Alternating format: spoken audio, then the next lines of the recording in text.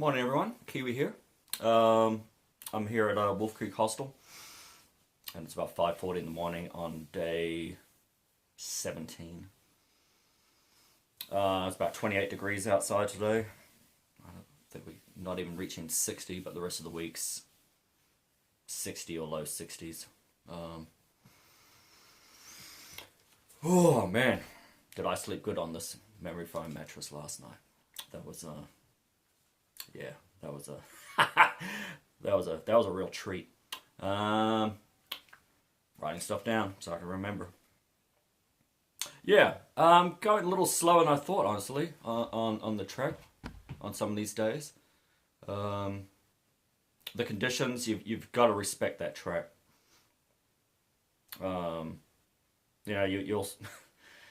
I'm going along, and there are people obviously ahead of me, and you just see all these sliding marks, boots sliding off the trail, and full leg drag marks down these precipitous drop offs.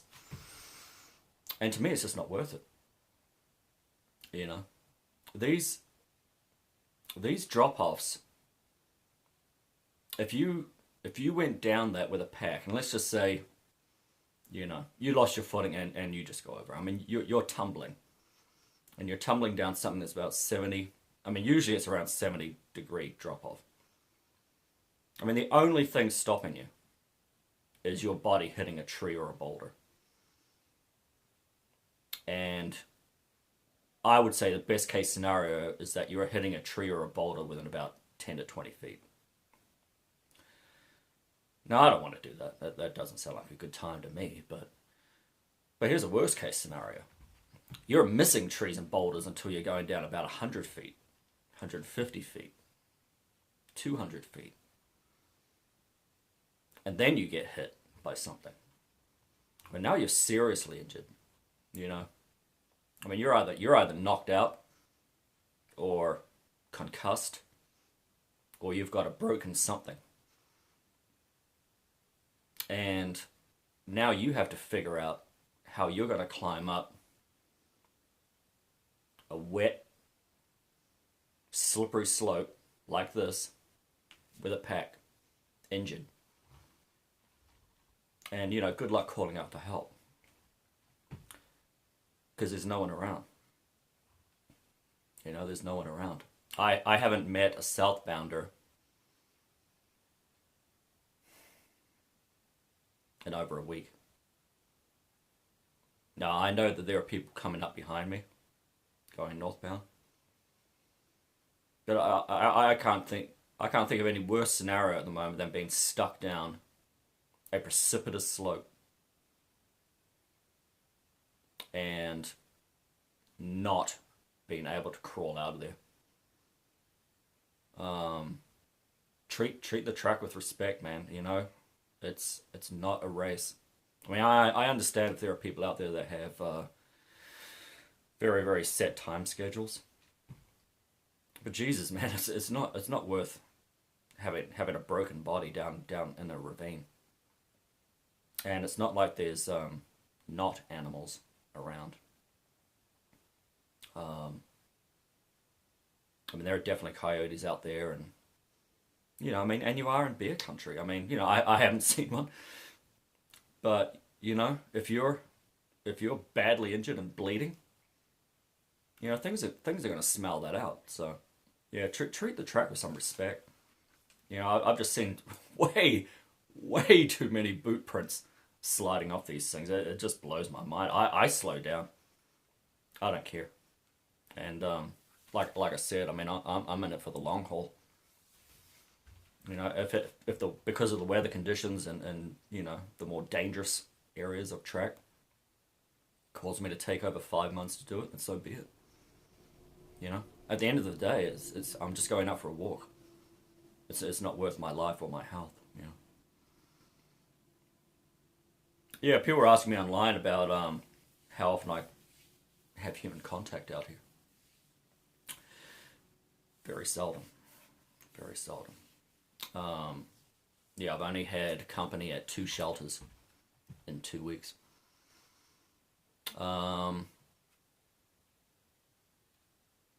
I haven't met any southbounders in a while. There seemed to be like a little bubble of them in like the first 4 to 5 days, and I haven't come across any since. And there's a couple of day hikers out there, and a couple of section hikers, but yeah, the track's pretty empty. And again, because of those circumstances, just bear that in mind. I mean, it is a fairly dangerous track at times, and you're not walking on a concrete path. So, yeah. It was funny when I got to that shelter and there were 3 people in there. I'm like, humans! Oh my god! And it's funny, because you spend so much time alone, and I'm okay with it. I'm okay with being by myself, but I could I could seriously see a time where I'm gonna be at a shelter and it's just me and like one other person, and I'll be like, oh man, tell me the story about all the items in your pack and how much they weigh down to the ounce, and they'll be like, Kiwi, I already told you this like 2 times, and I'm like, yeah, I know, but this time, can you tell it from the beginning? Can you tell it slowly? Man, I could see that happening. Just yeah, it is kind of nice to have human contact from time to time. Trekking poles. I have a mantra in the morning. Shoes, trekking poles. Shoes, trekking poles. When I left Franklin and I was getting a ride to Winding Stair Gap to go northbound, we got there. I'm getting my gear out of the car. And I'm like, damn it! Left my trekking poles at the hostel. Now, granted, they were in a spot outside on the front porch that I couldn't see when I was getting my shoes. But that's on me. I check your stuff, check your gear. Come on now, come on, Kiwi. So anyway, we drove back to the hostel. Now, thank God, I'm just getting a ride, and it's like 10 minutes. But yeah, man, every morning, shoes, trekking poles, shoes, trekking poles. Now, I did meet a southbounder, and this is in Georgia. This guy's basically done the track. He's only got like a week left, and you would think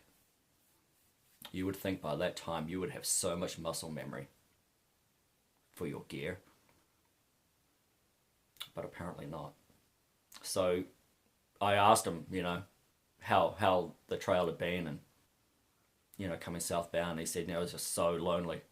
He said it was so lonely. He said there's like no one when he was coming southbound, basically. Very, very seldom. And then he said, and I know we got into the conversation, but he about like the worst thing to happen on the trail. And he said he went 5 miles from a shelter before he realized that he didn't have his trekking poles in his hands. And I said, oh God, oh my Lord, And I said, was that like really in the beginning? He goes, no, it was like last week.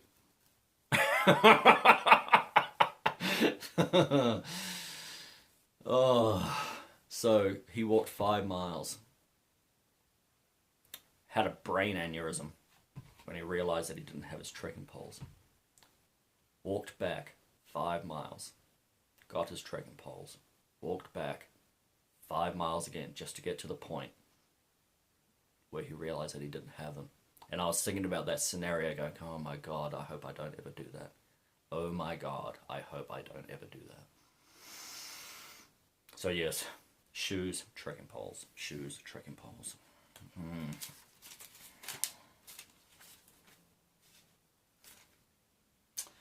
Yeah, people online have been commenting positively about my style of filming, and that they're appreciating the point of view perspective instead of 2190 miles selfie. And thank you. I appreciate that, because when I was watching the videos leading up to this hike, I was like, God, I wish they'd show more of the scenery. I wish they would show more of the trail. I wish they would show more detail. Because, selfies are fine. Selfies are fine. I'm not saying I'm not going to do any selfies during 2,190 miles, but what I really wished I had seen more of were track conditions, what the shelters actually looked like, and what the conditions of the water sources were, which is why I'm making a point to do that. And also the stealth camping spots. It's like the situation I was in coming up to the NOC and beyond. If I'd known, there were like a dozen stealth camping spots north of the NOC before you get to Sassafras Shelter.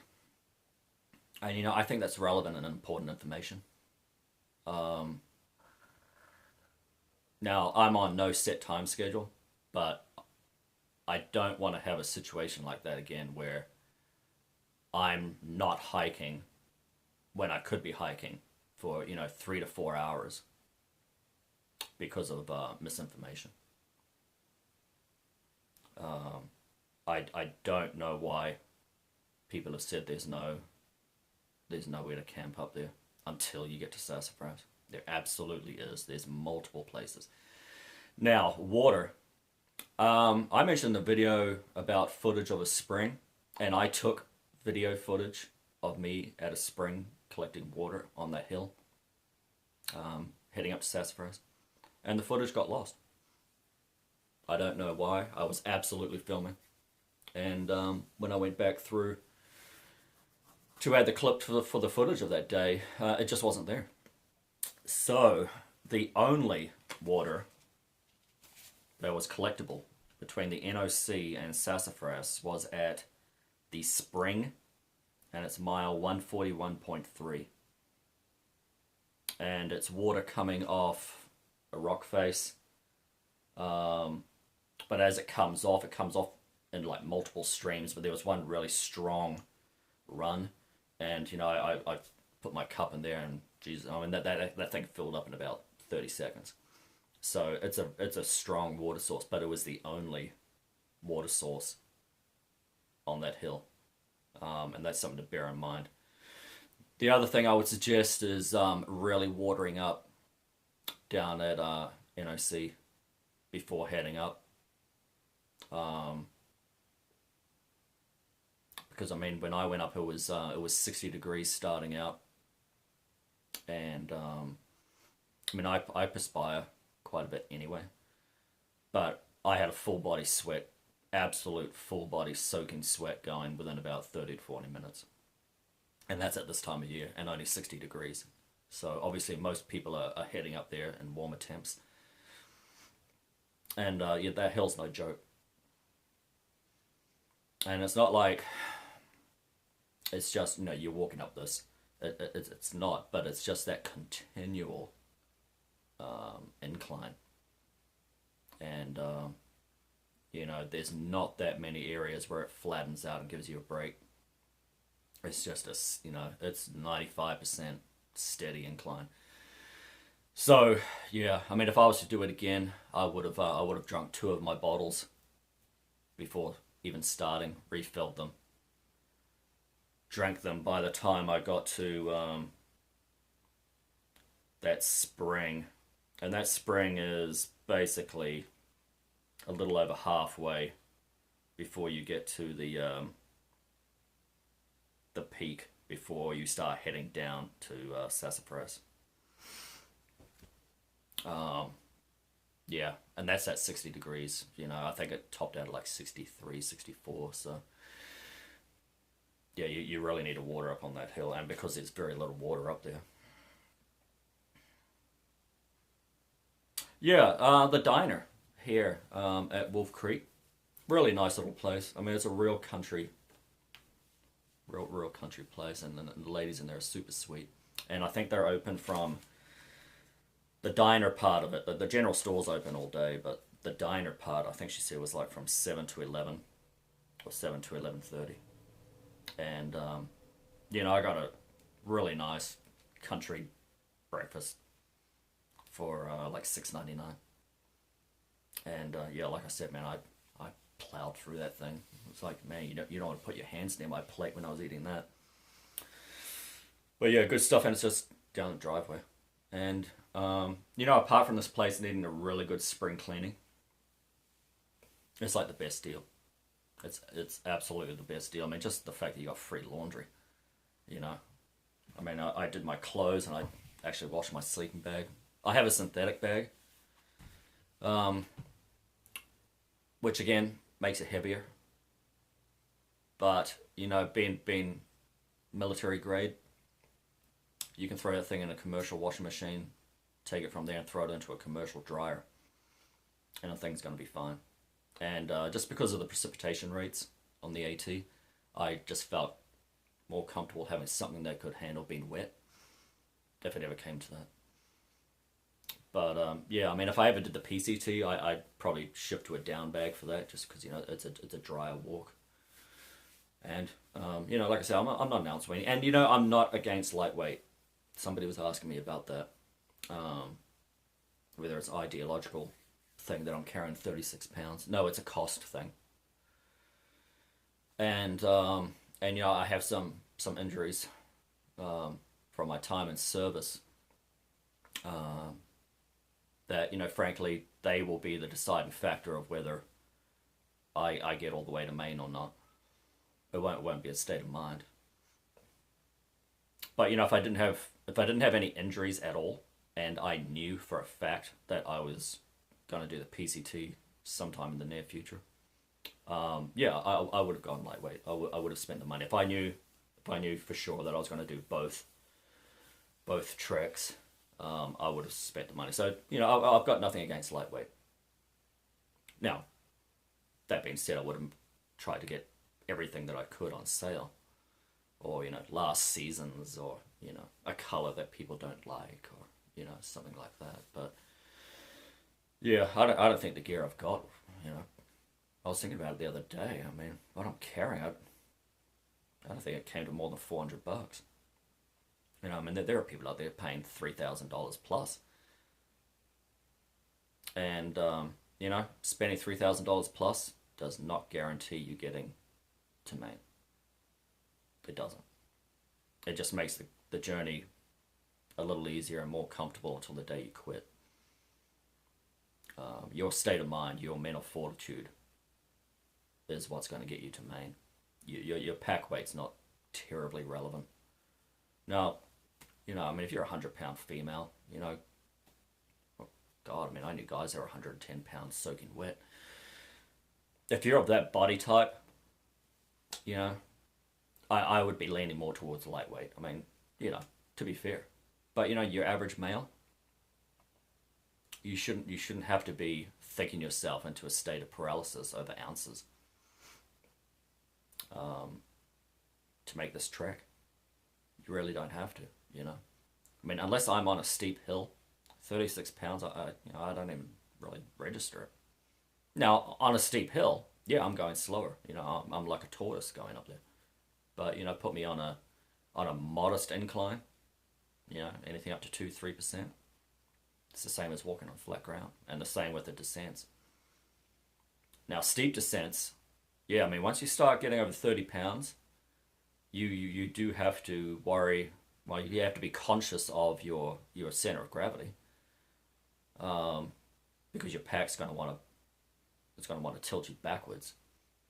And if you're going to slip on the trail, it's always going to be your foot going out in front of you and you falling backwards, because your pack's going to take you backwards. So, yeah. So, pack weight, it is what it is. But don't overthink it. I mean, God, the people in these forums or on Facebook, whatever, just thinking themselves to death over the difference between 20 ounces or 23 ounces. It just blows my mind. Stop overthinking it. You know, it's a day hike. All right, followed by many other day hikes, but it's a day hike. Your body gets used to the weight. All right, your body gets used to how the pack sits on you, how the weight's distributed on you. You know, you don't have to spend thousands of dollars to make it. You know, you just got to be able to walk a day. And there are, you know, there's multiple options. You know, you don't have to do 15, 20 miles if you don't feel like it. Or if, you know, you're just having a low energy day. I mean, I've had a couple of those already. You know, it's just a low energy day. And I was like, you know, I'm not going to do 16 miles today. I'm just not going to make it. So I'll camp here. You know, it's too easy. Don't overthink it. Yeah, so the owner of Wolf Creek Hostel, he has a day job, but he will pick you up from Stokoe Gap. Obviously, it's easier for him on the weekends and in the evening. But you know, give him a call, regardless of where you're at, and you know he could probably make it happen to come and get you. I mean, very, very nice man. Very nice man. I mean, he drove me into Bryson City last night after work. You know, I went to the, what was it, Ingalls, and just stocked up on some stuff. Oh, for those of you that care about these things, Robbinsville is it's in a dry county. So, if, like me, you like the idea of coming off the trail and you know, having a beer with your frozen pizza that night, you need to go, what would it be, east to Bryson City, because you can buy alcohol there, and you know, it's been nice occasionally to just, you know, have a cold beer when you come off the trail, or two. Yeah, and there's no AT&T coverage at this hostel. But once you're in a vehicle heading about 5 minutes east, going towards Bryson City, you start getting signal. And I was able to call my wife last night as we were driving to resupply. Had a steady like 3 bars all the way. So yeah, it's just something to be aware of.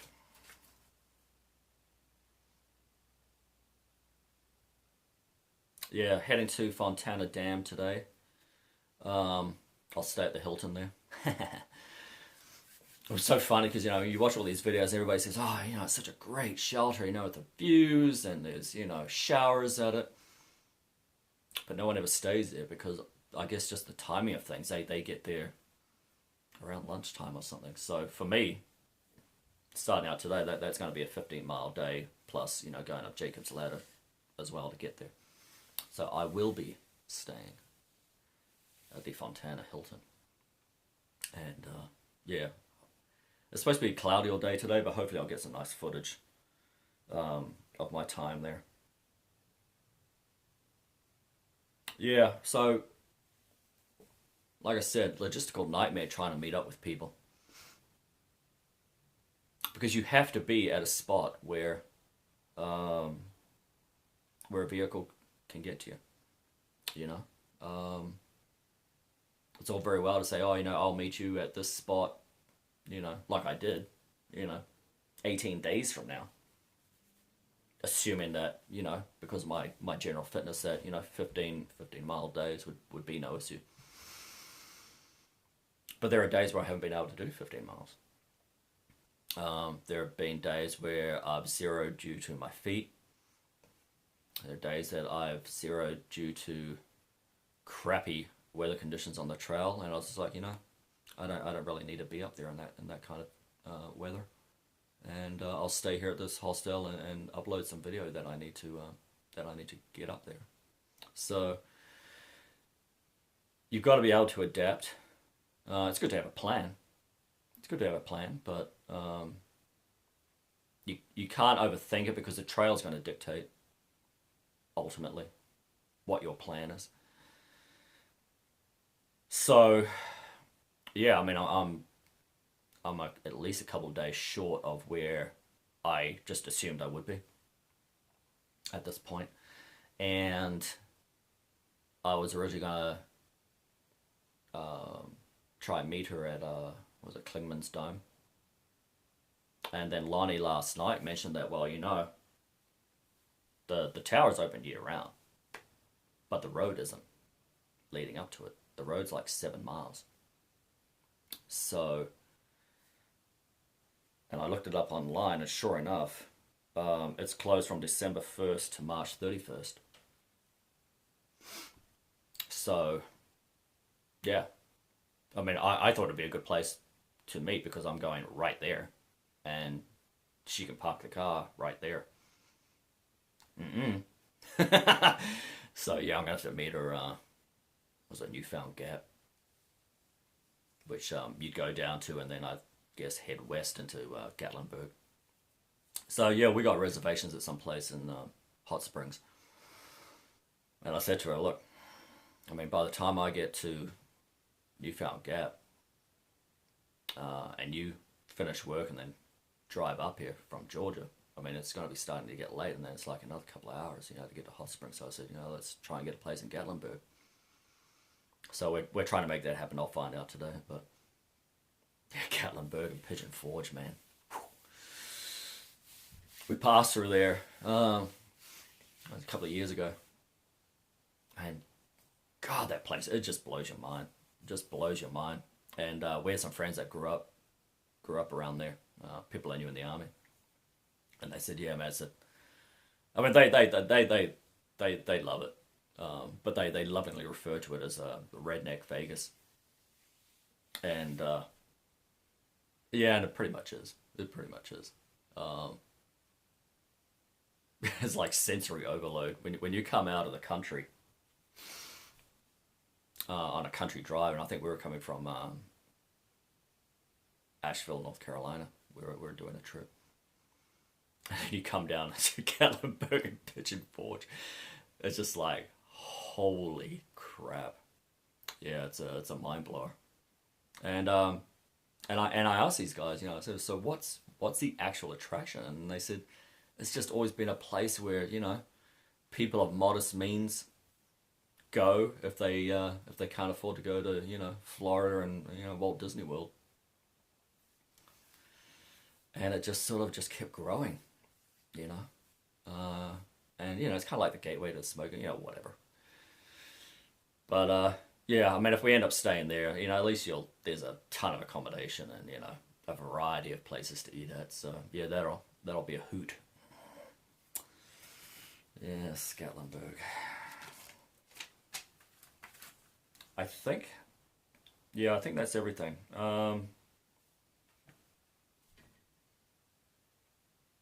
Yeah, it's early in the morning. I'm a little tired. I wanted to get this out and online. The body's still holding up well. I've had no more issues with my feet or anything like that. It's just my hips, just from walking up and downhill. And some of these descents, man. Some of these descents really, really take it out of your knees and your hips as well, because you're walking down, just step after step after step after step after step, and it's not like the steps like this. I mean, they're like this, so it's like, you know. What else? There was a useful bit of information I was going to give. Oh, when you're at the peak, before you come down to Socoa Gap, where you get signal. Lonnie asked me, how long before I get down to the bottom, and I don't know. I've never been down that way before, so I said about an hour. Because I assumed that it would be switched back down because it's a fairly steep descent going down. But it takes about 30 minutes, 30 to 40 minutes. So yeah, just a helpful bit of information. If you're calling someone from that peak because you finally got reception, yeah, you're about a 30-minute walk down before you get to that parking area down the bottom. So that is it from Kiwi on day 17, and yeah, we're heading over to Fontana Dam today, and the weather's supposed to be decent. Chance of a shower in the evening around 5ish, so hopefully I'll be at the Hilton before then. So have a good day, everyone, and I will catch up with you later when I'm at the Fontana Hilton.